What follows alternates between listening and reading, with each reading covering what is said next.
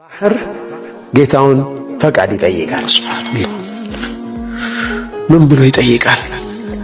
የአላህን ረሕመት ሰፊነት፣ የአላህን ይቅር ባይነት በደንብ እንድንረዳ የሚያደርግ ሐዲስ ነው። ያ ረቢ ኢዘን ሊ ፍቀድልኝ ጌታዬ ይላል። ምን ለማድረግ?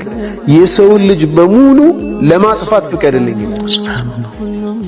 ፈኢነሁ አከለ ሪዝቀከ ወዐበደ ገይረክ ያንተን ሪዝቅ የበላ ካንተ ሌላ ያመልካል የሰው ልጅ፣ ላጥፋው ፍቀድልኝ ይላል። የባህር ኃይል እንደ ዝምታው አይደለም። ዝም ሲል እንደ ውሃ እንደ ባህር የተረጋጋ የለም። ሲቆጣ ሱናሚን አስብ። 850 ሺህ ኸልቅ በአንድ ጊዜ ይወርዳል።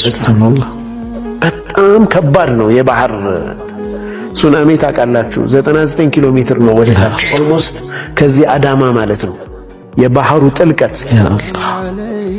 ከታች የተነሳ የመሬት መንቀጥቀጥ ታች ላይ ወለሉ ላይ የተነሳው የመሬት መንቀጥቀጥ ይህንን ያክል ርዝመት ያለውን ባህር 10 ሜትር ነው ያነሳው።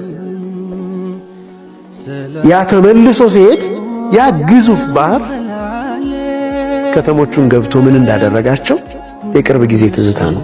ሱናሚ the best example። አላህ የሰው ልጅ በቃ ትእዛዙን አላሁ የኔ መመኪያ መጠጊያ ቤቴ